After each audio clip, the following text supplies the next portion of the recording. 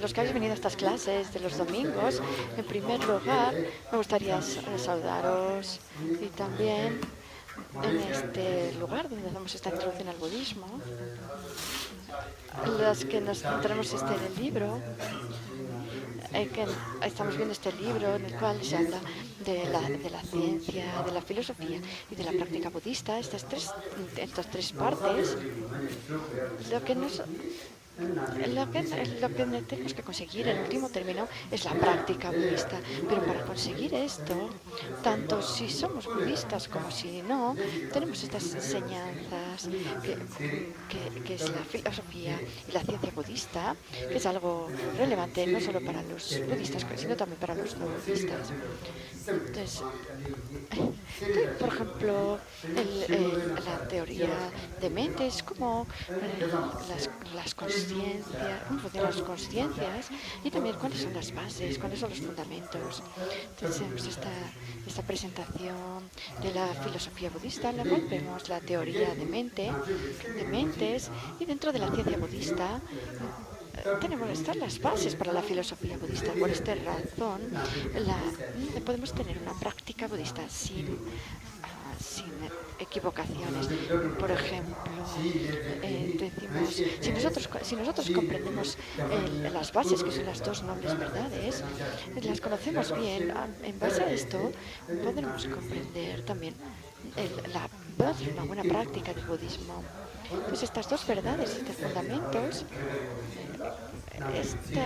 aquí, ¿qué es lo que encontramos? Estas dos verdades encontramos la ciencia budista. Se explica dentro del apartado de la ciencia budista, en la cual habla de la verdad última, la verdad convencional. La verdad última, este ser en sí, esta propiedad, no es fácil de comprender. En primer momento es difícil de comprender la vacuidad. Pero también la verdad convencional tiene dos partes, la verdad convencional burda y la más sutil. La verdad se comprende de manera muy fácil, pero la que es más sutil la tenemos que comprender a través de razonamientos. Entonces, ahora, los que habéis venido a estas clases,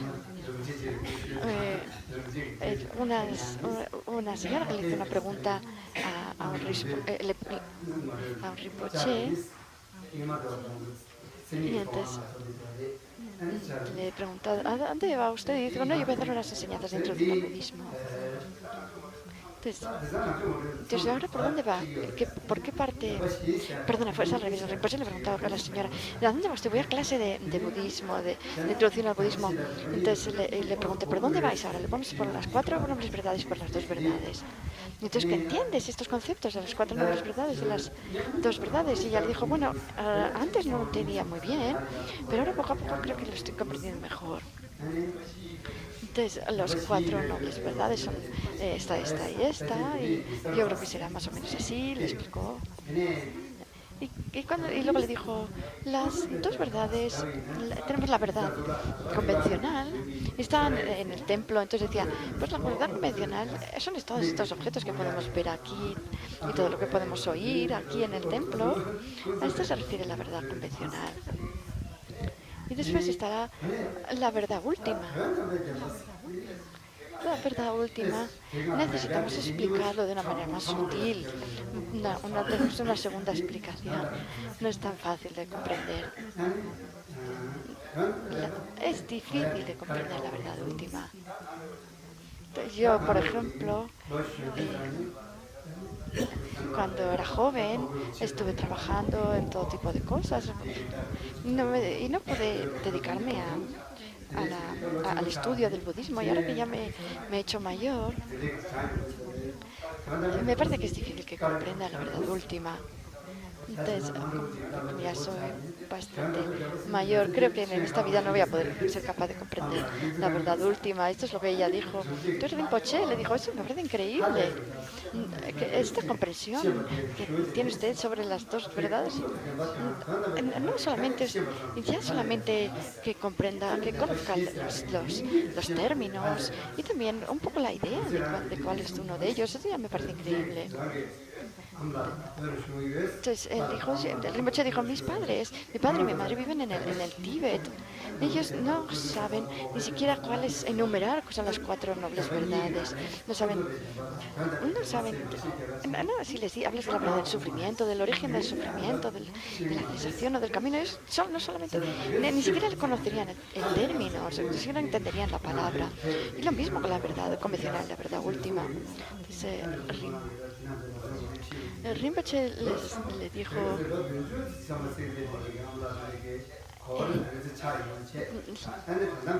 le dijo que es muy importante que usted comprenda estos términos y también que comprenda la importancia de entender la verdad última. Simplemente con tener esta comprensión de la importancia, aunque usted no lo comprenda en esta vida, entonces hay mucha esperanza de que pueda comprenderla en la próxima vida. Entonces, Rinpoche también a veces dice que nosotros que si nosotros seguimos viniendo a esta clase, poco a poco vamos adquiriendo unos conocimientos que son muy importantes.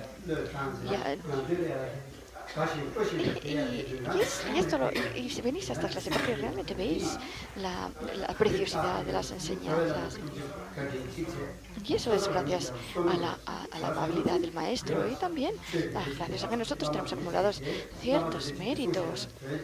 Y hemos tenido la suerte de encontrar este renacimiento humano, de encontrarnos con un Lama cualificado y con las preciosas enseñanzas del budismo.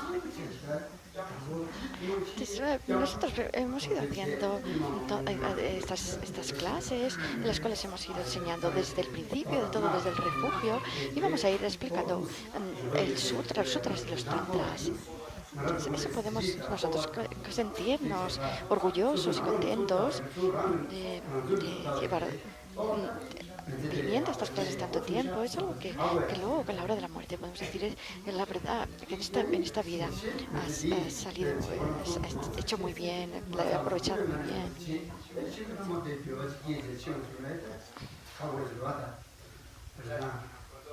También Milarepa decía también que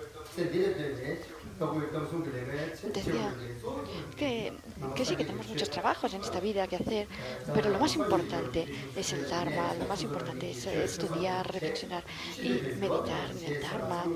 Esto porque nuestras enseñanzas son muy preciosas y tanto desde el punto de vista del resultado, nosotros nos reunimos aquí una y otra vez. A veces es verdad que nosotros tenemos muchas tareas que hacer, estamos muy ocupados, pero todos nosotros venimos aquí, venimos dejando todo de lado y nos esforzamos para venir a estas clases. También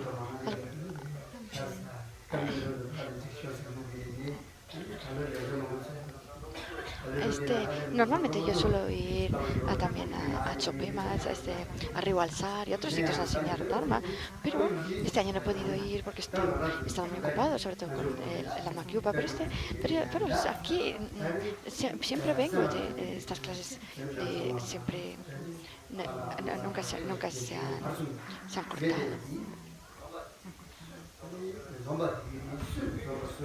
Todos nosotros tenemos el mismo objetivo, lo hemos dicho antes también, el gate para Samgate Bodhi Soja, que son como estas escaleras, y nosotros, algunos vamos andando y algunos que se están preparando para subir. Entonces, el objetivo final es el estado de budeidad. Y antes de encontrar este estado de budeidad, necesitamos pasar por este camino de la meditación, que es el para Samgate, en el cual nosotros eliminamos las emociones nocivas junto con sus huellas kármicas. Y para eso necesitamos una mente que comprenda directamente la vacuidad, una cognición válida, directa, enfocada en la vacuidad. Y por eso, antes de este camino de la meditación, necesitamos el camino de la visión. Es importante. Y antes de eso, si nosotros somos budistas Mahayana, necesitamos la bodhicitta. Y por esta razón tenemos que entrenarnos en la bodhicitta, o en el caso de que estemos en el budismo hinayana, pues la mente que aspira a la iluminación del oyente o del realizador solitario. Antes hace un rato acabamos de decir la ciencia, la filosofía y la práctica budista. Tenemos estas estas distintas partes. Entonces, desde pequeños, nosotros hemos escuchado el budismo. Nosotros, gracias a la amabilidad de nuestros maestros y a nuestros maestros, hemos nacido en una familia budista. Hemos tenido la oportunidad de practicar el budismo. Esto es porque tenemos estas huellas, estas predisposiciones latentes en nuestro continuo. Pero si nos preguntamos, ¿qué es este budismo? ¿Qué es ese Dharma? ¿Qué significa Dharma? Dharma significa transformación de nuestra mente. Pero ¿qué mente? ¿Qué es esta mente que tenemos que transformar? Y por eso necesitamos conocer la presentación de los distintos tipos de conciencias, la teoría de mentes. Para nosotros saber la teoría de mentes, tenemos que estudiar, pero tenemos que ser budistas. No hace falta ser budistas, tenemos que ser tirtikas. No hace falta que seamos tirtikas. Tenemos que ser ateos, tampoco tenemos que ser ateos. Tampoco hace falta que seamos Mahayana ni Hinayana. Seamos como seamos, tengamos las ideas que tengamos. Si nosotros comprendemos la teoría de mentes, podremos saber que algunas mentes, algunas conciencias nos traen felicidad, algunas conciencias nos traen sufrimiento y otras conciencias son neutrales. Es muy importante, por esta razón, esta presentación de teoría de mentes es una asignatura fundamental. Por eso siempre su santidad nos lo recuerda, su santidad el Dalai Lama nos dice, tenéis que aprender teoría de mentes. Y porque es algo que es beneficioso para todo el mundo, tanto si son personas religiosas como si no. Ahora mismo han venido unos periodistas de Indonesia que me han preguntado qué le enseñaría a usted a una persona primeriza en el budismo, que una persona se acerca por primera vez al budismo. Yo les dije que principalmente les explicaría que para conseguir el estado de omnisciencia de un Buda, primero tenemos que comprender la teoría de mentes. Esa teoría de mentes, no tenemos que al principio pensar soy budista, no hace falta que tengamos esta idea de soy budista. Buda Shakyamuni, él mismo, nos pidió que analizásemos sus enseñanzas antes de ponerlas en práctica o antes de aceptarlas. Y después, si realmente vemos que son beneficiosas, entonces podemos adoptarlas. Entonces Él nos dio esta libertad para escoger las enseñanzas que nos pareciera que realmente fueran para nosotros beneficiosas o que realmente fueran ciertas. Pues te decía, monjes eruditos, tal como examináis bien el oro, quemándolo, cartándolo, rascándolo, así es como tenéis que aceptar en mi palabra y no por respeto a mí. Nosotros estudiamos esta teoría de mentes, que podemos decir que es algo común para todas las personas, tanto si son religiosas como si no, si son budistas como si no.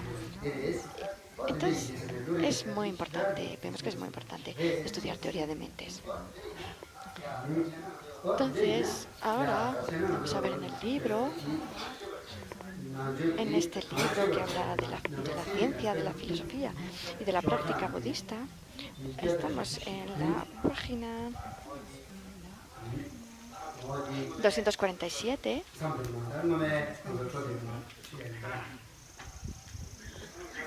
¿Todo el mundo tiene libro? Parece que todo el mundo tiene el libro. Muy bien. Si alguien no lo tiene, entonces miradlo, estudiarlo juntos. Me parece que casi todo el mundo lo tiene. Entonces ahora vamos a ver las cogniciones válidas y las cogniciones inválidas.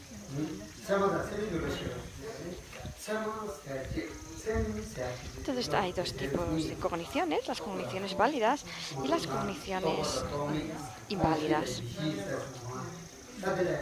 Vamos a oír ahora estos dos tipos de conciencias, cogniciones válidas y cogniciones inválidas. Cuando decimos cognición válida, es una cognición que comprende de manera cierta su objeto con novedad. Es una cognición nueva e inequívoca. Entonces, una cognición inválida le llamamos a cualquier cognición que no es nueva e inequívoca. Las enseñanzas de Buda, dentro de estas enseñanzas encontramos el sutra y también la palabra del Buda y sus exégesis. Entonces el texto dice, en los textos, en los tratados,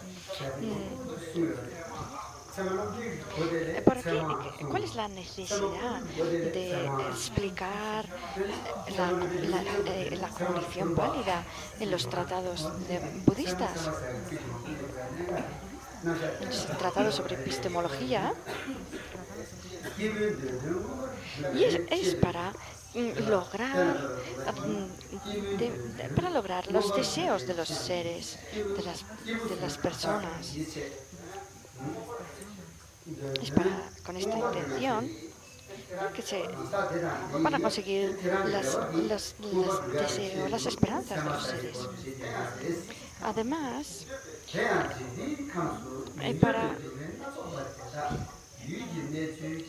y también es porque en este mundo, en todo este sufrimiento variado que nosotros no deseamos, es porque viene debido a que no comprendemos el modo, la situación de los fenómenos, la situación de los objetos.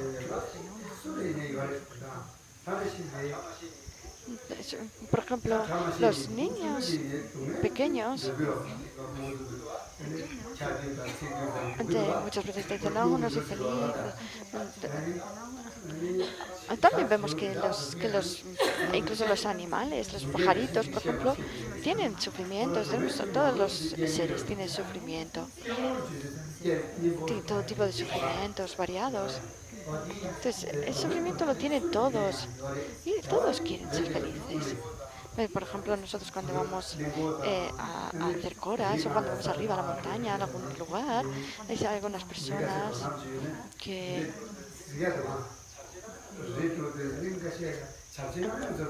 podemos ver desde arriba, podemos ver que hay distintos, por ejemplo, pueblos,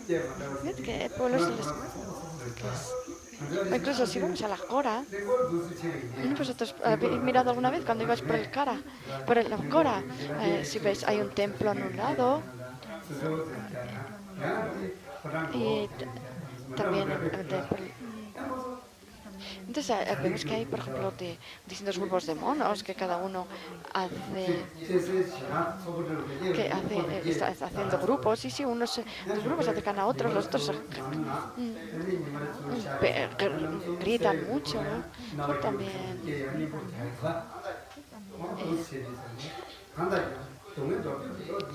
Vemos pues, son infelices porque gritan también todos estos demonios, también todos los tipos de animales. Entonces todos ellos quieren eliminar su sufrimiento, pero aunque quieren eliminar su sufrimiento, siguen experimentando sufrimiento y aunque desean ser felices, algunos consiguen cierto tipo de felicidad mundana, pero no consiguen una felicidad estable o una felicidad completa.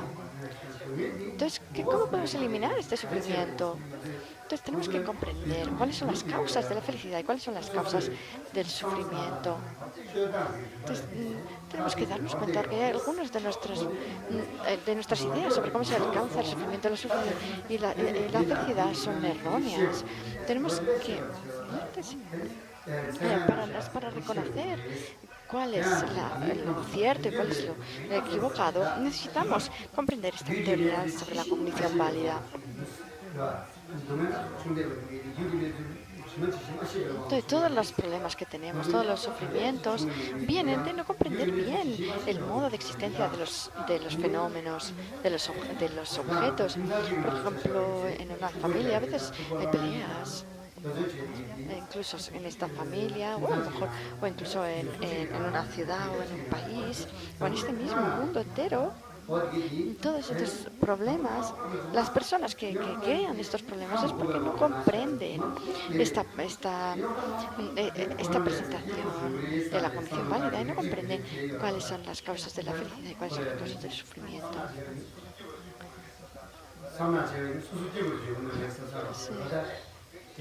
Si nosotros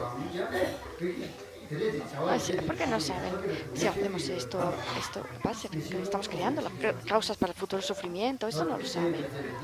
Hay un dicho también tibetano que dice, si nosotros cogemos un puñado de polvo, lo tiramos al cielo, la mitad nos va a caer encima a nosotros y la otra mitad le va a caer encima a los demás. Sí, porque dices, si lo tiras para dañar a otros, pero la mitad del desperfecto, la mitad de los problemas van hacia caerte a ti.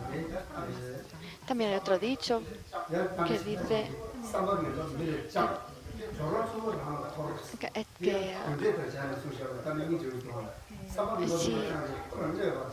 si nosotros pensamos en dañar a los demás, ¿cuál es el resultado? El resultado que va a venir. El resultado es que no vamos a ser felices. Esto va a venir. Entonces dicen, esto viene. Entonces esto no le va a pasar a todo el mundo, le pasa solo a algunas personas. ¿A quién no les pasa? Le pasa a las personas que no comprenden la ley de la causalidad con respecto a las acciones y sus efectos. Hay también un dicho que dice las malas acciones de los sabios, aunque sean grandes, van a dar menos y a menos. Y las malas acciones de los necios, aunque sean pequeñas, al principio aumentan y aumentan. Porque, por ejemplo, eso es porque los necios no confiesan sus actos ni tratan de solucionar sus malas acciones, ni de arreglar lo malo que han hecho. Entonces, ¿de dónde viene nuestro problema? En general, en breve, en resumen, nuestros problemas vienen de no conocer la situación real de los fenómenos. Entonces, si nosotros realmente tenemos una buena comprensión del modo como funciona también el modo como funcionan las acciones y sus efectos, vamos a poder tener una práctica correcta.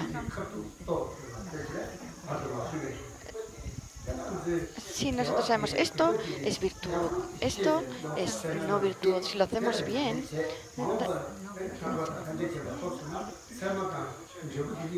desde que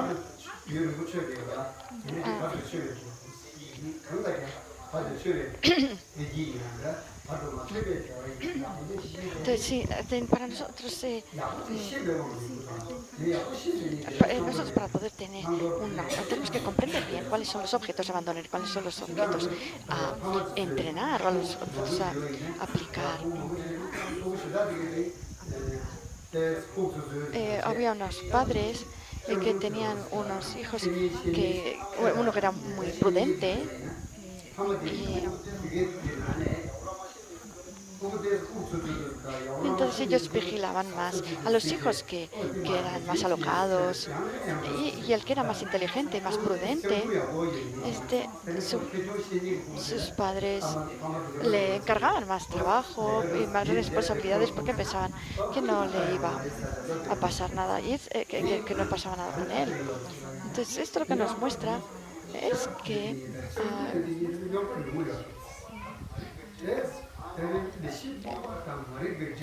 cuanto más inteligentes nos volvamos y cuanto más prudentes, menos problemas nos vamos a encontrar y también cuanto más despreocupados y desatentos seamos, más problemas nos vamos a encontrar por culpa de nuestra ignorancia.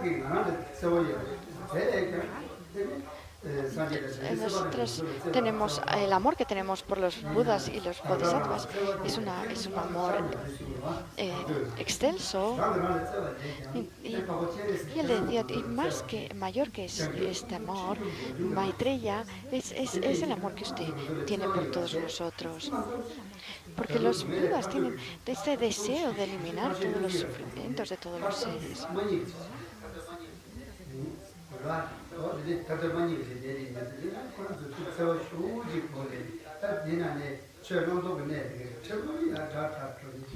Entonces, si nosotros, aunque todavía no sepamos beneficiar a los seres, pero todos los que hagamos para intentarlo, eso va a gustarle mucho a los budas y a los bodhisattvas, les va a complacer este tipo de actitud en nosotros. Entonces, el conocimiento sobre lo que hay que abandonar y lo que hay que practicar, esto va a venir a partir del estudio.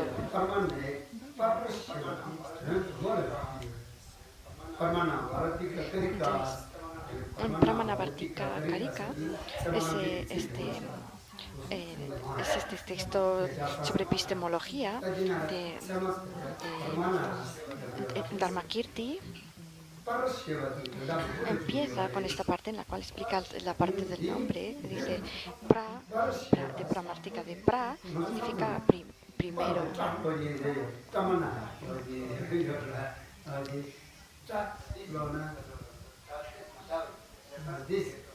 En sánscrito, nosotros nos decimos los sonidos un poco diferentes, nosotros los tibetanos, a los verdaderos, a los indios. Una vez en Varanasi estuve hablando con un experto de sánscrito y entonces este estaba enseñando gramática y había ahí un monje, que le estaba preguntando un término en sánscrito que hablaba de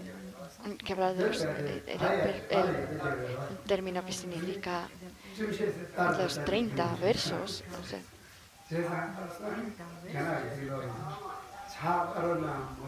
entonces él lo leyó, no sé qué, Tinse Nama o algo así, que estaba aprendiendo sánscrito en esta clase.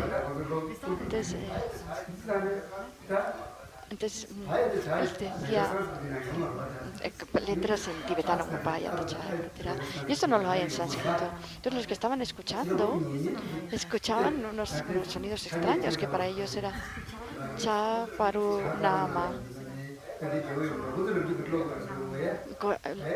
Gorakayanama, pues se puede decir de distintas maneras.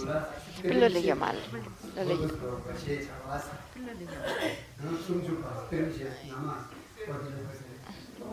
Entonces, ellos entonces luego al monje le pusieron de nombre el monje Chakarana, porque lo decía así raro, ¿no? Lo escribía así. Entonces porque lo leía todo un poco diferente, ¿no? También cuando decimos Praticahum Soha también es un poco diferente.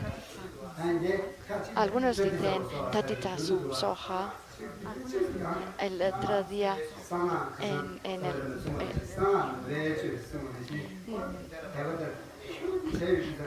el dentro del tantra también, si nosotros tenemos una buena relación, el resultado va a activarse, a hacerse realidad, aunque no pronunciemos bien las sílabas.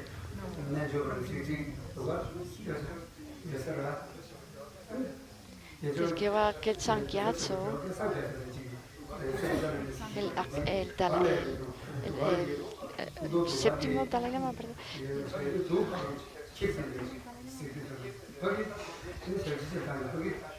Entonces mandó un señor, a mirar a ver qué había allí un poco más allá. Entonces había un yogi también que estaba ahí meditando. Entonces le preguntó, ¿qué es lo que está haciendo? Y estaba acumulando mantras de la sombrilla blanca. Y entonces le dijo, recita la sombrilla blanca.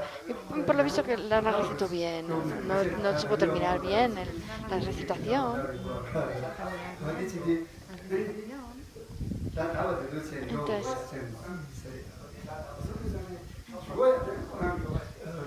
Entonces, él se puso.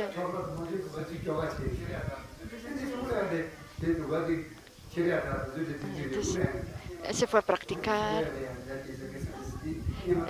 Entonces él cambió el modo de recitarlo para recitarlo bien, pero entonces ya no tenía bien las visualizaciones, así que se volvió otra vez al modo de recitación erróneo que tenía al principio y volvieron sus visualizaciones. Entonces ve que también depende de nuestra conexión con el tantra también. Tampoco tenemos que decirle a la gente, no, es así, no es, tienes que hacerlo bien. Pero es mejor si desde el principio las aprendemos bien, los sonidos en sánscrito, pero si desde el principio lo hemos hecho mal y tenemos esta mala costumbre, eso no significa que no vaya a dar su fruto. Entonces también pramana significa analizar Mao Yalayel, que es tibetano, significa encontrarse con la gente, y en este caso es con una al principio, que significa comprender su objeto. Entonces esto significa que un objeto que no habíamos realizado, que no habíamos comprendido, ahora lo comprendemos por primera vez. Y esto se refiere a la cognición válida. Todo junto para mana. Y luego está prani paramata. Significa superior, el mejor. Se dice supremo, mediano e inferior. En este caso es el supremo.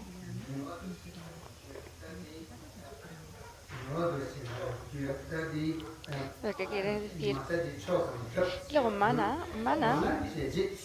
se refiere a la persona que comprende, a la persona o a la cognición que comprende, digamos a la gente de la comprensión o de la realización.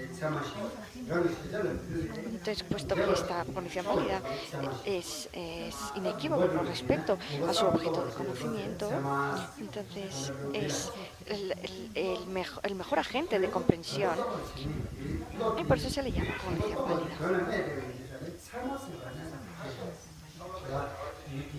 Algunas mentes, algunas conciencias son equívocas, pero la cognición válida es inequívoca.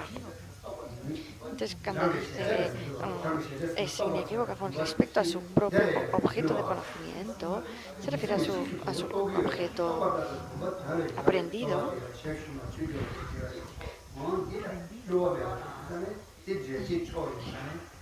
Entonces, esto es lo que se llama pramana o cognición válida.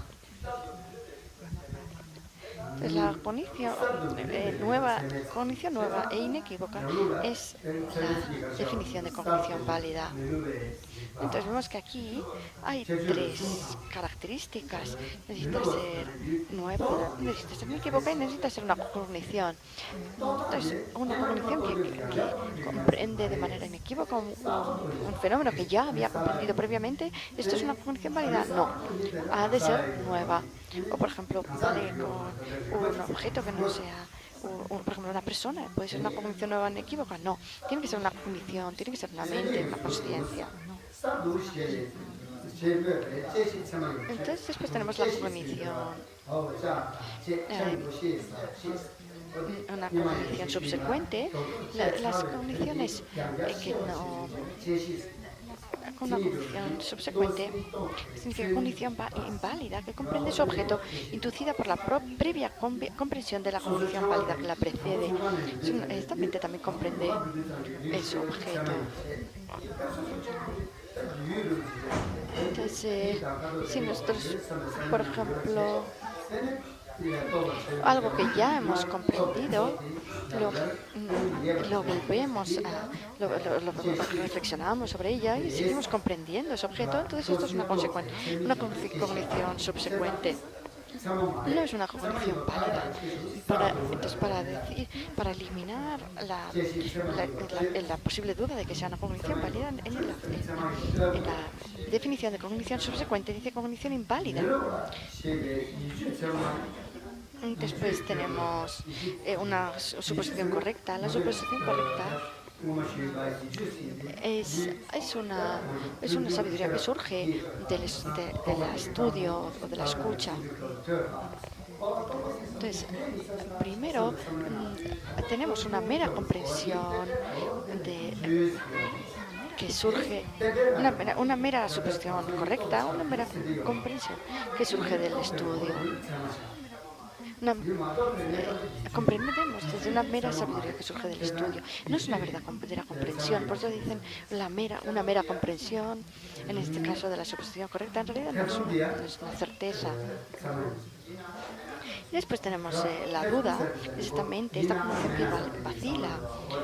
Esta no es inequívoca, es equívoca. Entonces, todas estas, ahora estamos enumerando todas las cogniciones inválidas, que son suposiciones correcta, percepción incierta, la duda. Entonces, la conciencia visual es una cognición válida. Esta cognición visual está fundamentada en el órgano visual. Cuando alguien me dice, ¿has visto a esa persona? Dice, sí, la he visto. No, dice, en tibetano se dice, la he visto con el ojo o los ojos. Esto se refiere a que nosotros necesitamos este órgano sensorial del ojo. Y entonces nosotros cuando decimos que la he visto con los ojos, en realidad nos equivocamos, porque la que ve es esta conciencia visual, no es el ojo, no es el órgano sensorial. Entonces, también en el Pramanavartika dice, en el compendio de cognición válida, este tratado sobre epistemología, dice, la cognición válida es inequívoca, es una cognición inequívoca.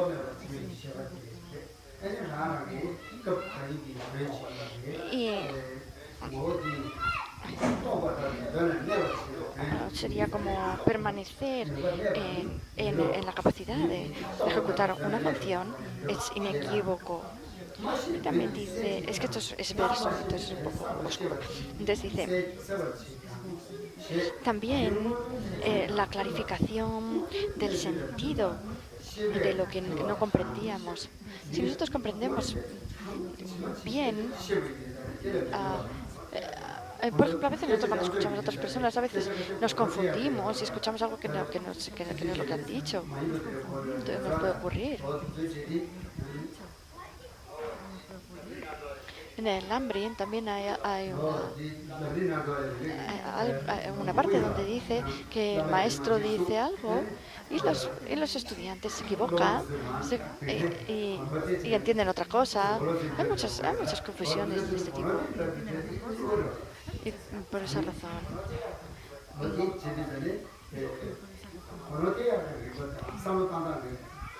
todas estas conciencias equívocas están en desacuerdo con la realidad.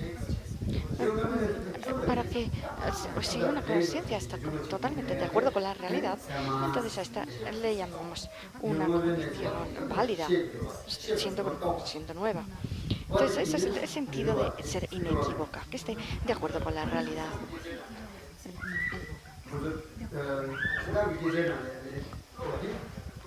Entonces, equívoca, le decimos, pon una cognición que no concuerda con la realidad. Entonces, por eso, cuando concuerda con la realidad, decimos que es inequívoca. Y puesto que es la primera vez que conoce su objeto y que entonces decimos que tiene una nueva comprensión. Esto, todas las para todas las escuelas de pensamiento budistas, la cognición nueva e inequívoca es cognición nueva e inequívoca. Existe esta conciencia, pero los Madhyamika no aceptan que, especialmente los Prasangika, no aceptan esta definición para cognición válida. Dicen que no hace falta que sea nueva, basta con una cognición inequívoca. Si es una mente que comprende su objeto, es una cognición válida. Entonces, la escuela Prasangika define de esta otra manera la cognición válida, como primeramente una cognición equívoca, así que necesita ser nueva. Entonces, por eso también en el texto dice esta forma de definición pertenece a la sautántrica, pero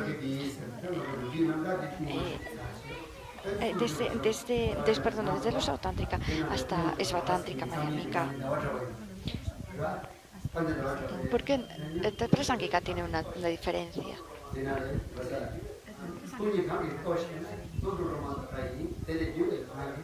Entonces, para nosotros comprender la vacuidad, necesitamos, por ejemplo, Chandrakirti es un estudiante de Nagarjuna,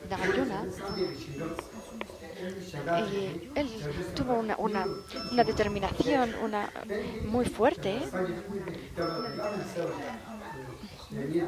Desde las enseñanzas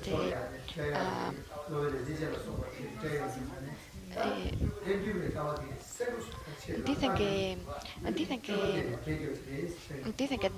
Chandrakirti fue una emanación de Nagarjuna que vino al mundo para establecer el verdadero pensamiento de Nagarjuna después de que Bhava Viveka lo explicara desde el punto de vista del Madhyamika, de Svatántrika Madhyamika.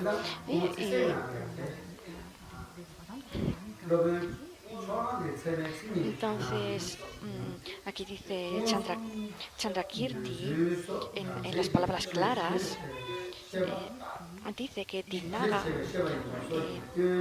que la definición de cognición válida de Dignaga y el modo como él presentaba la cognición directa, lo hacía desde el punto de vista de los fenómenos que tienen sus propias características, fenómenos autocaracterizados. Y esto acabó con este error. Entonces, para nuestra visión, para los Prasangika Madhyamika,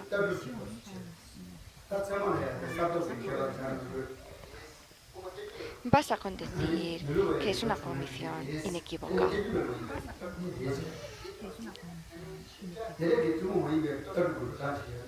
Nosotros tenemos un libro también sobre filosofía,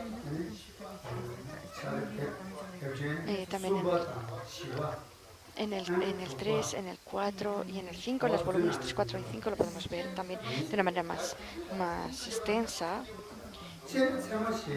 En general, la condición válida la dividimos entre el sonido válido, la persona válida y la conciencia válida. Pero de estos tres, la única que es una cognición válida es la mente válida. Entonces después tenemos este sonido válido y esta persona válida. La persona válida es una persona. La persona, cuando decimos que es una persona válida, esta persona es una persona que no se confunde, que no está confundida, sino que comprende las cosas de manera correcta. Entonces, cuando decimos una persona válida, aunque nosotros no le pongamos ese nombre o no se lo pongamos, lo pensamos de esa manera. Sí. Pues, por ejemplo, si tenemos un objeto valioso, se lo tenemos que dejar a alguien a su cuidado. Buscamos a una persona que sea honesta y que sea de confianza. También cuando queremos comprender algo de manera profunda, buscamos a una persona que tenga un conocimiento inequívoco. Había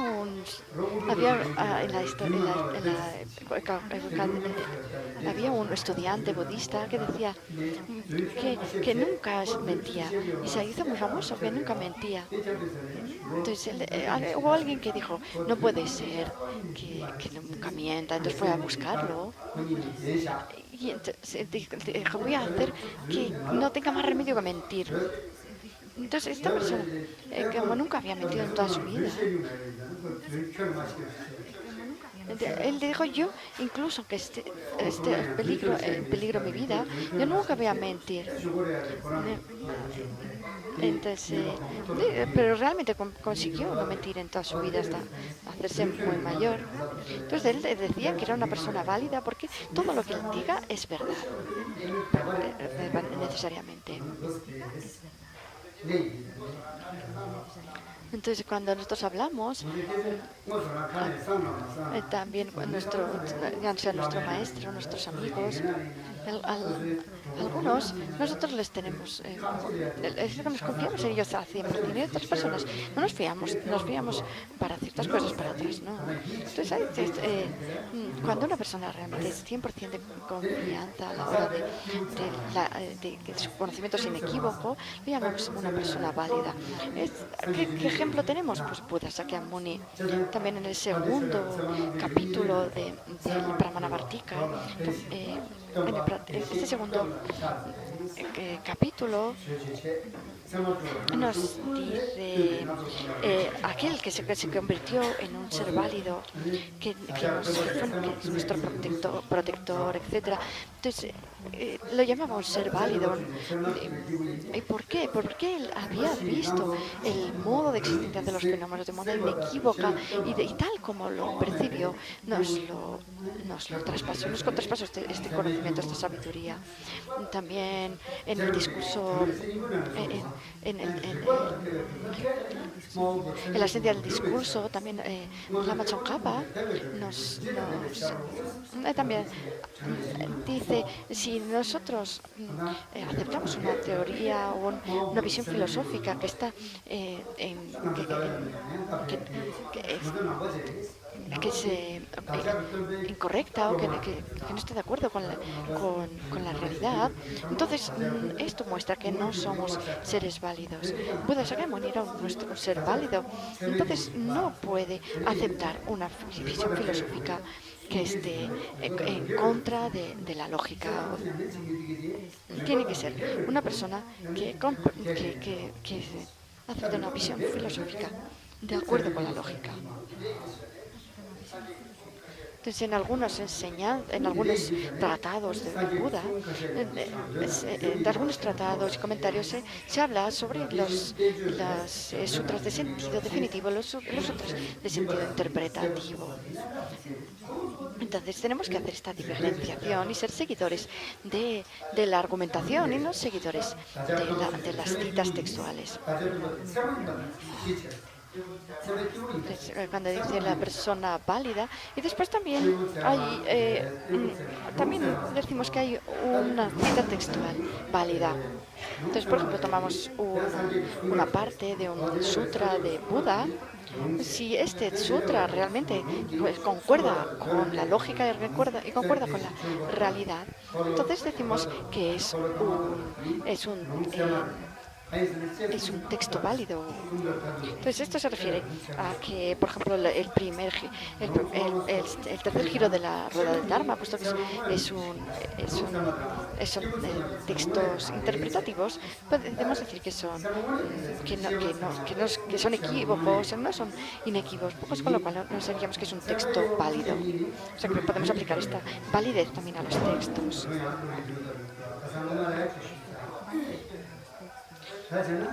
Entonces tenemos cognición que no es nueva e inequívoca con respecto a su objeto, es la definición de cognición inválida. La cognición nueva e inequívoca es la definición de cognición válida. Después tenemos esta cognición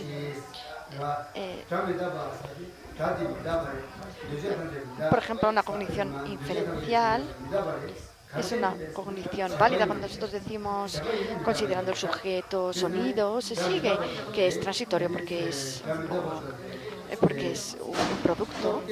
Entonces, de este silogismo correcto surge una cognición inferencial correcta que es una cognición válida. Pues, por ejemplo, todas las cogniciones erróneas, que son, por ejemplo, las 4 cogniciones erróneas que están relacionadas con la primera doble verdad, que es, por ejemplo, considerar considerar puro lo que es impuro, considerar permanente lo que es transitorio, considerar que tiene un yo, aquello que carece de un yo, y considerar como felicidad aquello que es sufrimiento. Esas 4 cogniciones erróneas son cogniciones inválidas. Entonces, por ejemplo, la concepción de la noción de que el sonido es permanente, esta sería también una cognición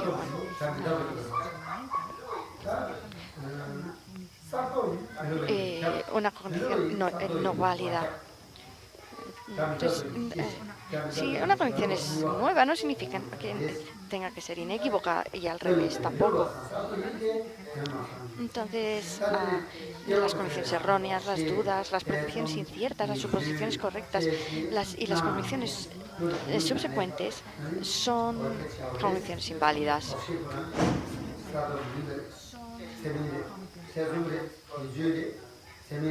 Todas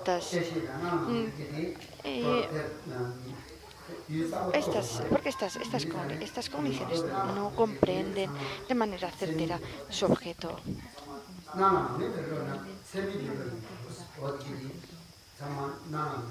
Entonces estas son cogniciones inválidas. Bueno, entonces hoy leemos hasta aquí, dejamos aquí y vamos a hablar un poco en resumen de la cognición válida. La cognición válida es una cognición que comprende su objeto de manera nueva e inequívoca. Buda Shakyamuni, por ejemplo, lo llamamos una persona válida, porque en su continuo hay esta sabiduría que comprende, esa sabiduría omnisciente, que es una mente válida, y todas sus enseñanzas, serían un sonido válido. El conocedor de todos los aspectos es una cognición válida, y además es una cognición válida, pero es una mente válida y además una cognición válida.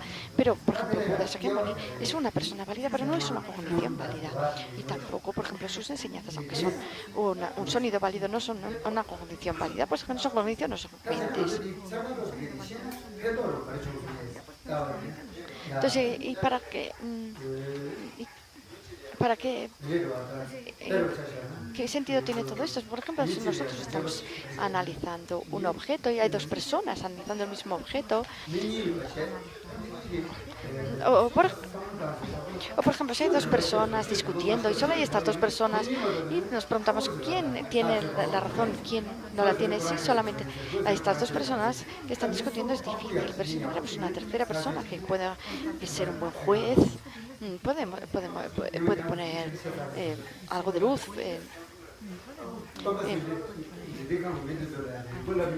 Entonces, hubo una época, estaba Akutato, que tenía dinero, era rico, pero iba con otro amigo, entonces subiendo a la montaña, y Akutato dijo, había encontrado unas piedras preciosas por el camino, y entonces se le va a meter en el bolsillo, y el otro que estaba al lado con él dijo, a ver, enséñame la piedra.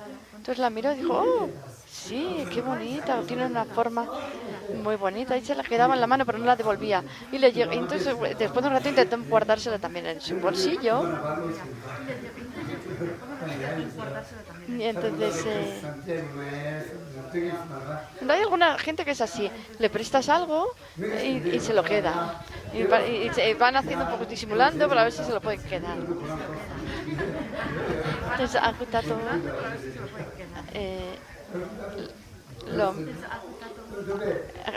al final, desesperado, le dijo, oye, devuélveme la piedra. Y el otro dijo, ¿pero qué? ¿Qué es lo que dices? Y dice, dame la piedra esta que he encontrado. Y dice, no, pero esto. Pero en realidad he sido yo el que la he encontrado, le dijo el otro. Y dice, no, he sido yo, lo he cogido yo primero, he sido el que la ha conseguido. Y entonces él le dijo, no, yo lo vi primero y tú lo cogiste primero. La piedra es del primero que la ve, no del primero que la coge. Entonces estaban los dos discutiendo y no había manera de llegar a un acuerdo. Entonces esto no puede ser. Yo digo que es mía, tú dices que es tuya. Y vamos a ir al rey de la montaña y preguntarle. Entonces Akutato pensaba, bueno, seguro que el rey de la montaña será justo. Entonces, cuando llegaron arriba de la montaña había una cueva y ahí había un señor. Y entonces, entonces le preguntamos. Perdón, entonces el otro se llama Tompa. Entonces le decía, entonces él cogió y pegó gritos en la cueva y preguntó, él preguntó, ¿de quién es esta piedra? ¿Es de Akutato o es de Tompe? Y al final el eco devolvió, es de Tompe.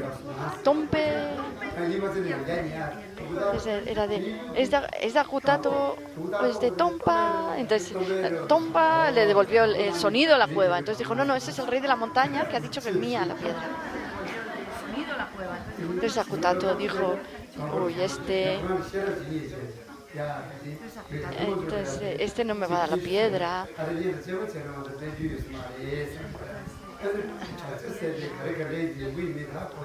Entonces dice, esto no es ni un rey de la montaña ni nada, esto es el eco, ¿no? Entonces, en el Tíbet había muchas historias de estas también. Y también hoy en día también, cuando la gente se pelea y tiene una disputa, por ejemplo, en el retiro de verano, Buda dijo que si alguien nos prestaba algo, tenemos que devolverlo. Porque si la otra persona se queda pensando que no me han devuelto lo que te di, entonces eso para uno es acumular negatividad. Entonces, esto es la validez de saber lo que es y lo que no es, de una manera inequívoca. Entonces, todavía nos da tiempo un poquito a ver el texto raíz, este sumario de conciencias.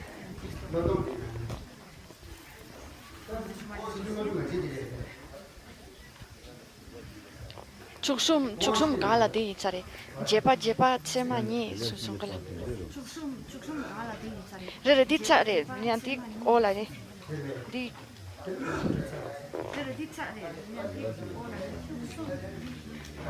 entonces que nos preguntaba que por dónde estamos. Estamos en la página 13 donde pone la cognición inferencial y la cognición inferencial válida.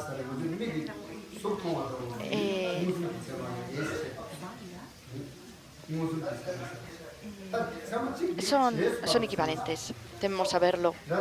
Entonces, la parte que dice cognición inferencial, en tibetano la palabra literal sería una jepa, que es como un subsecuente, análisis subsecuente o algo así. Entonces, si nosotros generamos una visión de la vacuidad, esto va a eliminar todas nuestras visiones erróneas.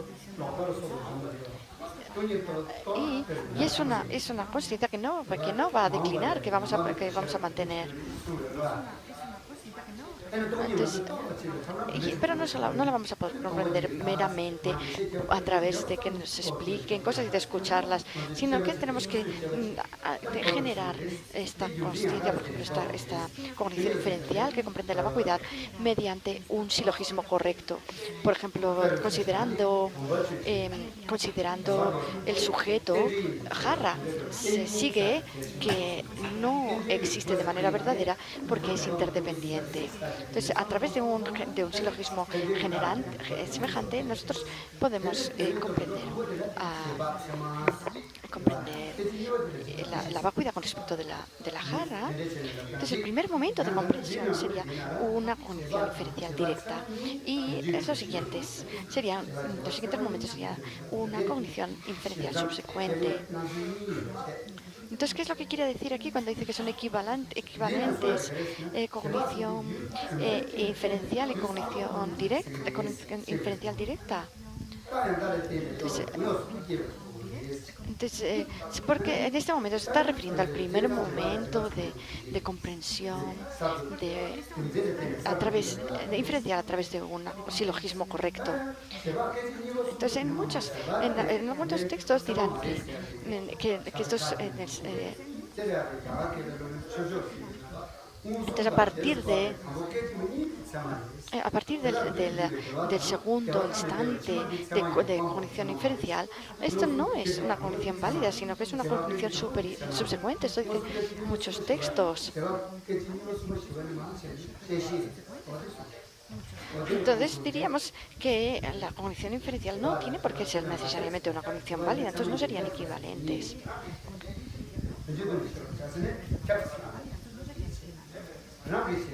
Después sigue el texto, dice cognición que aunque tiene una apariencia clara del fenómeno autocaracterizado que es su objeto enfocado, no puede inducir certeza sobre él. Esta es la definición de cognición inferencial. Hemos dicho que hay dos tipos de cogniciones válidas. La cognición válida que adquiere la certeza por sí misma, y aquella que adquiere la certeza de algo externo, de certeza propia o de certeza externa.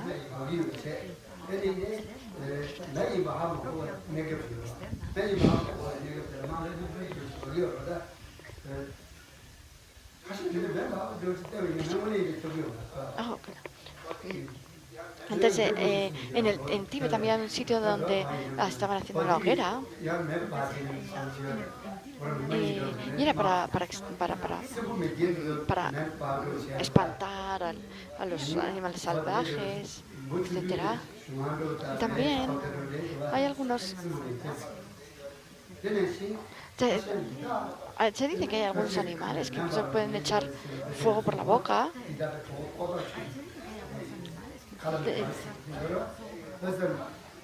Algunos dicen que es verdaderamente fuego, otros dicen que no, que es simplemente algo parecido al fuego, pero desde lejos nosotros vemos una cosa rojiza, pero no sabemos lo que es, no sabemos si es una hoguera o qué es. Entonces vemos algo rojizo y no sabemos si es, no sabemos exactamente lo que es, pero hasta que no nos acercamos y lo vemos directamente, no lo percibimos bien. Entonces sería esto una cognición de certeza externa. Entonces esto es algo colorado, pero ¿qué es? Todavía no sé lo que es. Y cuando nos acercamos y vemos que es fuego, entonces podemos decir, podemos decidirnos, podemos adquirir esta certeza sobre el objeto. Entonces en este momento es cuando adquirimos la certeza. Entonces en el previo momento, cuando vimos ese color rojizo, esta certeza la adquirimos mediante una cognición futura, y por eso es de certeza externa.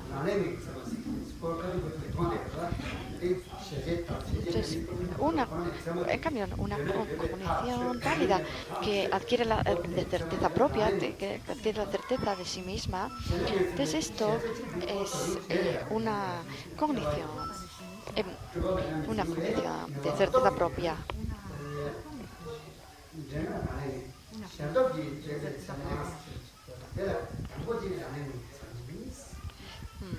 Entonces, aquí, ¿cuántas?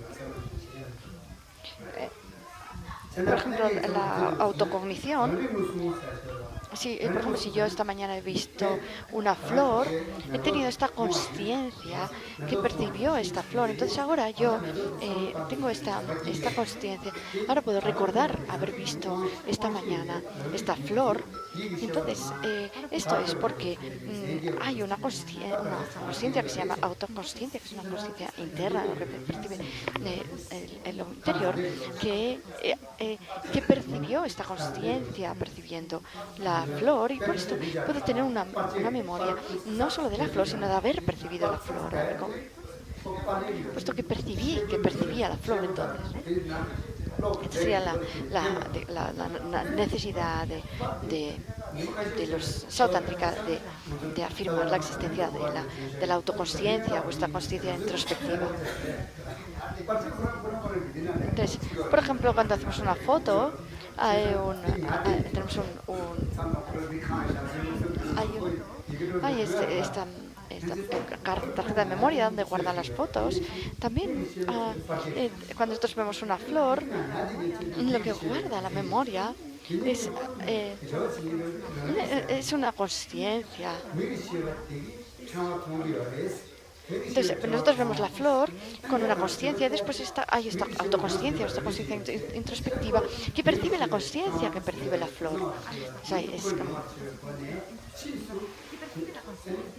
y por eso después podemos tener una consciencia que recuerda el objeto y también el poseedor de objetos, tanto la flor como la consciencia que percibió la flor.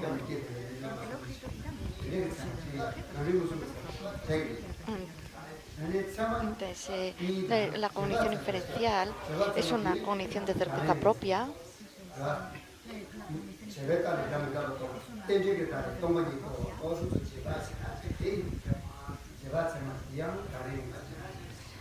También hay podemos decir, Don Senanchen. ¿Quién graba? Chévere es él. Entonces, también se pueden dividir las condiciones válidas en distintas maneras, como por ejemplo la del sentido, aquella que se le aparece el sentido funcional, y aquella que es meditativa.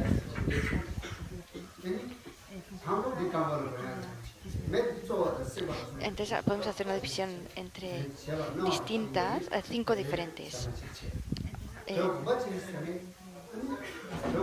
que son la autoconsciencia, la consciencia yógica, después la cognición inferencial, aquella a la que se le aparecen los objetos funcionales, la meditativa,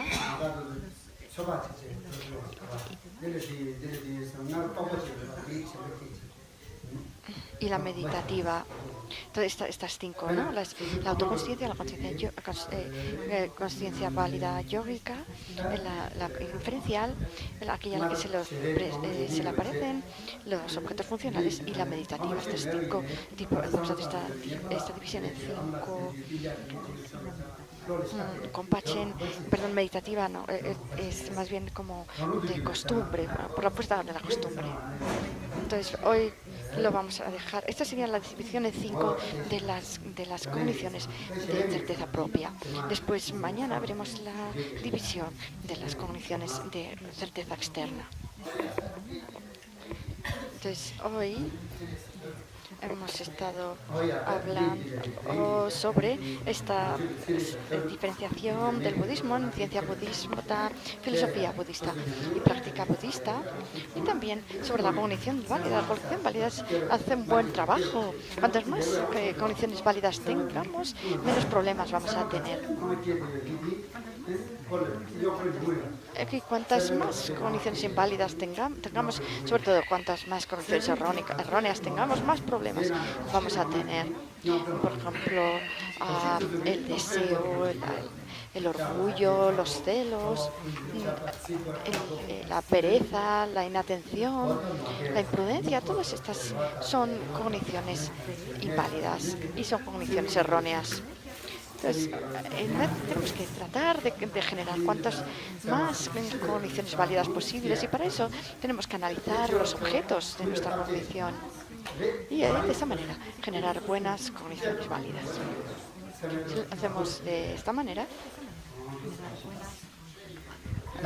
podremos comprender a través de las cuatro argumentaciones, podremos comprender el modo de existencia de los fenómenos.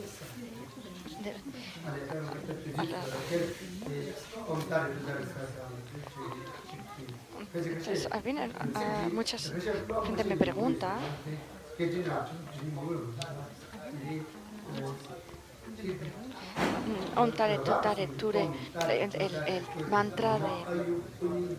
el mantra de Tara Blanca, me preguntan. La mayoría sabéis el mantra de Tara Verde.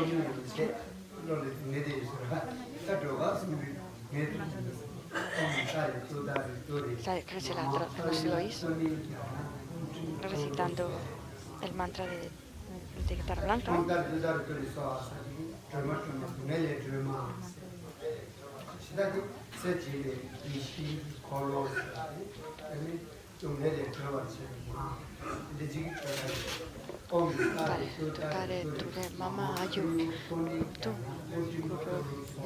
Entonces, su santidad nos pidió que lo recitásemos 21 veces. Tenemos 21 recitaciones. Y el Ontaretutare Soja es el mantra de Tara Verde, y de nos pidió que hiciéramos al día una vuelta de mala, una vuelta de rosario, como compromiso. Entonces, también nos dijo que no era, esto no estaba dentro del compromiso, nos dio también la transmisión oral de Tara Airada, que se llama Toñer Chema, de estas tres taras de esta iniciación del quinto Dalai Lama, que viene del linaje de las visiones puras del quinto Dalai Lama.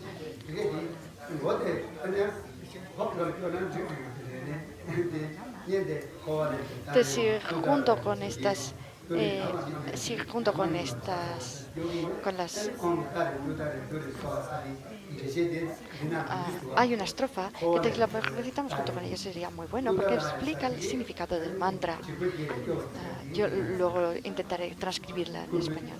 Entonces, va diciendo el significado del mantra. Por ejemplo, tutare significa que como esclarece los obstáculos. Luego me postro ante Tara, hasta la madre Tara.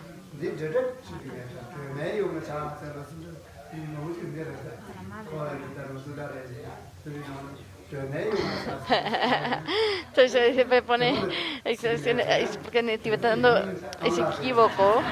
Entonces, hay gente que en vez de creer que es la madre, me he puesto ante la madre Tara, piensa que es, me postro ante la madre de Tara. Entonces nos ha pedido que hagamos estas 25 recitaciones de Tara Blanca y una vuelta entera de la Tara Verde. Y con esto voy a conseguir voy a lograr todos mis propósitos y eliminar todos los obstáculos.